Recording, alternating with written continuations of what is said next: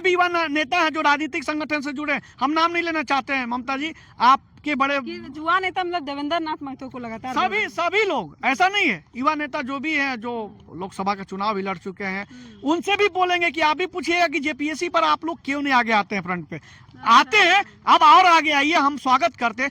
लेकिन मैडम बोलती है कि हम रिजल्ट नहीं जारी कर सकते। रोजगार पर बात करें तो लगातार बवाल होता है, एग्जाम को लेकर, एग्जाम डेट को लेकर, रिजेक्ट कराने को लेकर, हर चीज में बवाल देखने को मिलेगा। ऐसा ही कुछ मामला आप तक आज पहुंचने वाला है जेपीएससी का, जो झारखंड का सबसे बड़ा एग्जाम है, जिसमें एग्जाम पास कर लड़के लड़कियां जो है पदाधिकारी बनते हैं। और उसी पर कुछ आज ऐसा मामला सामने आया है जिसको जानकर आपको हैरानी होगी। 21 अगस्त को रिजल्ट आने वाला था मेंस का, उसका रिजल्ट नहीं आया। कारण क्या है नहीं मालूम है। जेपीएससी का जो चेयरमैन था इस समय वो नहीं है, इस्तीफा दे दी है, मतलब उसका जो कार्यकाल था वो पूरा हो गया है, इस समय चेयरमैन नहीं है। अब आगे क्या होगा। और ऐसे ही आप 24 साल हो गया झारखंड में, लेकिन हर एक साल जेपीएससी का एग्जाम होना चाहिए, जो नहीं होती है। कितना लेट चल रहा है। अब जब इसका रिजल्ट नहीं आएगा तो और कितना पीछे चला जाएगा। सारी चीजों पर बात करेंगे। हमारे साथ छात्र नेता शुक्ला जी हैं। दादा, क्या कुछ मामला है जेपीएससी को लेकर? मैडम, मामला को इसको किस रूप में बोला जाए। मामला देखिए, मैं इसके लेकर बहुत निराश हूँ, और हमारी जो मन है ना, ये झारखंड के प्रति, झारखंड क्यों अलग हुआ ये तो हम सोच के हम बहुत असमंजस में पड़ जाते हैं। हमारा पूर्वज क्यों संघर्ष किए। आज इतनी बड़ी संस्था है जहाँ से बीडीओ, सीओ, डीएसपी, नगर निगम के जो बड़े बड़े जो ऑफिसर होते हैं इस पद से निकलते हैं। मतलब होता है ना कि एक अंतिम वर्ग तक, मतलब एक गरीब के अंतिम वर्ग तक सरकार की योजना धरातल तक पहुंचाने का काम करते हैं। जो झारखंड लोक सेवा आयोग है, हमेशा राजनीतिक संगठन की मनमानी चली है। राजनीतिक संगठन चाहे किसी का भी हो, वो जो कहेंगे सो होगा।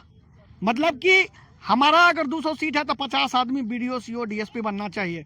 हम कहना चाहते हैं कि हमारे जितने भी युवा नेता हैं जो अभी राजनीतिक संगठन से जुड़ के अपना कार्य कर रहे हैं, उनको भी इस पर सवाल जरूर प्रश्न करिएगा। हम आपसे, आप कहीं भी जाते हैं, जो भी हमारे युवा संगठन से जुड़ के जो काम कर रहे हैं, जो लगातार जो झारखंड के हित में, छात्र हित में बात करते हैं, आप जरूर प्रश्न करिएगा कि क्या ऐसा प्रश्न है कि जेपीएससी सुधरने का नाम नहीं ले रही है। मैं आपको इसका एक स्टोरी बताता हूँ जो सच्चाई है।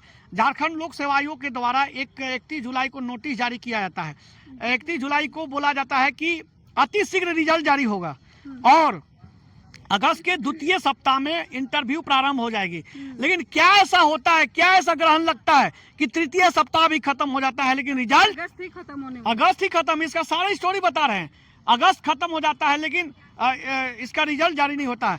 तो हम लोग जब तृतीय सप्ताह जैसे ही समाप्त हुआ, तैसे ही तृतीय सप्ताह, हम लोग चतुर्थ सप्ताह के प्रथम दिन में हम लोग गए, मैडम महोदया से मुलाकात किए। मतलब 16 तारीख को हम लोग मुलाकात किए। मुलाकात करने के पश्चात जब हम लोग गए तो मैडम क्या रही हैं, एक नया शब्द आ गया, जैसे अपरिहार्य कारण हो गया ना, यहाँ डेस्टिनी शब्द, मतलब ऊपर वाले के भरोसे। डेस्टिनी का अर्थ हुआ कि ऊपर वाले के भरोसे। मैडम करी कि रिजल्ट बन के तैयार है, लेकिन हम रिजल्ट जारी नहीं कर सकते। भैया क्या रीजन है कि मैडम आप रिजल्ट नहीं जारी कर सकते हैं? हम ये नहीं बता सकते हैं। हम लोगों ने अपना अनुमान बताया कि ओहो रीजन क्या है। हम जब, हाँ, पॉलिटिकल दबाव है। हम कहना चाहते हैं आपके चैनल के माध्यम से कि हमारे जितने भी युवा नेता हैं, आप लोग भी जरूर प्रश्न करिएगा कि झारखंड का स्थिति है ना, वो एकदम छात्रों के लिए नर्क में जा रहा है। जितने भी युवा नेता हैं जो राजनीतिक संगठन से जुड़े, हम नाम नहीं लेना चाहते हैं ममता जी, आपके बड़े युवा नेता मतलब देवेंद्र नाथ महतो को लगातार सभी लोग, ऐसा नहीं है, युवा नेता जो भी हैं, जो लोकसभा का चुनाव भी लड़ चुके हैं, उनसे भी बोलेंगे कि आप भी पूछिएगा कि जेपीएससी पर आप लोग क्यों नहीं आगे आते हैं, फ्रंट पे आते हैं, अब और आगे आइए, हम स्वागत करते हैं। लेकिन मैडम बोलती है कि हम रिजल्ट नहीं जारी कर सकते हैं। अगर मुख्यमंत्री का फोन आएगा, अब बताइए मुख्यमंत्री का क्या मतलब, एक संवैधानिक बॉडी है, मतलब जैसे विधानसभा, लोकसभा, राज्यसभा, उसी प्रकार इस राज्य का एक संवैधानिक संस्था है जिस पर किसी भी राजनीतिक का पहल नहीं रहता है किसी। लेकिन हमारा आयोग झारखंड के जिसका सरकार रहेगा उसका रहेगा कि भैया 30% 40% सीट हमारा अपना रहता हो तब रिजल्ट जारी करिए, तो रिजल्ट मत जारी करिएगा। एक मैडम का हाथ बांधा हुआ, IAS IPS जो इतनी पढ़े लिखे उनका इन लोग हाथ बांध दिए। मतलब कि इनके तीन जो है सदस्य हैं। 3 सदस्य में कौन, हंसदा जी हैं, अजीता भट्टाचार्य जी हैं और एक जमाल अहमद जी हैं। ये क्या, जमाल अहमद जी कांग्रेस से जुड़े हुए हैं, और ये जो अनीमा हंसदा और जो अजीता भट्टाचार्य ये जेएमएम से जुड़े हुए हैं। और ये मैडम जब राज्यपाल से मिलने जाती है तो क्या बोलती हैं कि एक असिस्टेंट प्रोफेसर, मतलब एक जूनियर सीनियर का सिलेक्शन करता है, ये है हमारा झारखंड।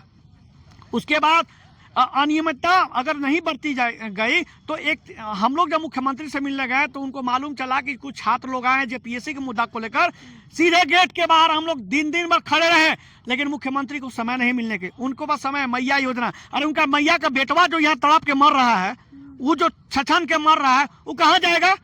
ऐसा हमारे राज्य के कुछ लोग एकदम अपने चेहरा पर मतलब काला लोप लिए हैं कि उनको कुछ नहीं दिख रहा, बस दिख रहा है कि हमको पैसा आना चाहिए, पैसा निकलना चाहिए।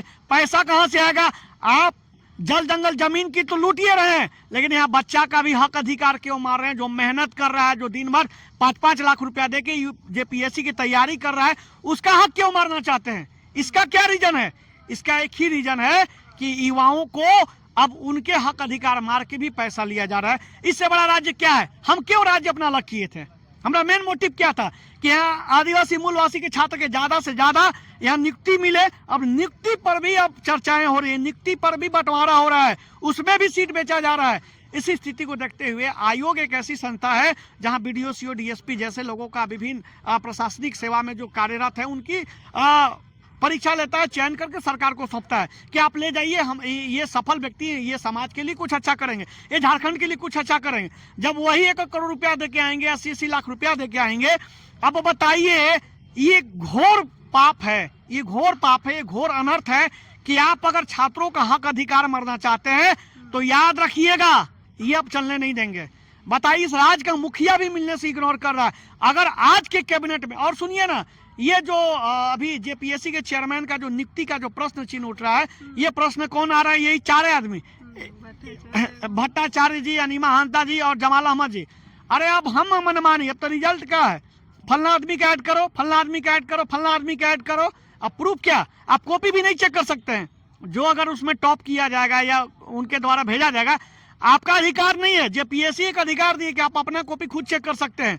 अब बताइए, आप हर चीज से अधिकार से वंचित कर रहे हैं, तो यहाँ पर क्यों? जब रिजल्ट बन के तैयार था, आपकी मनमानी क्यों चला? इसका मतलब कि आयोग अपनी मनमानी कर रही है, सरकार अपनी मनमानी कर रही है।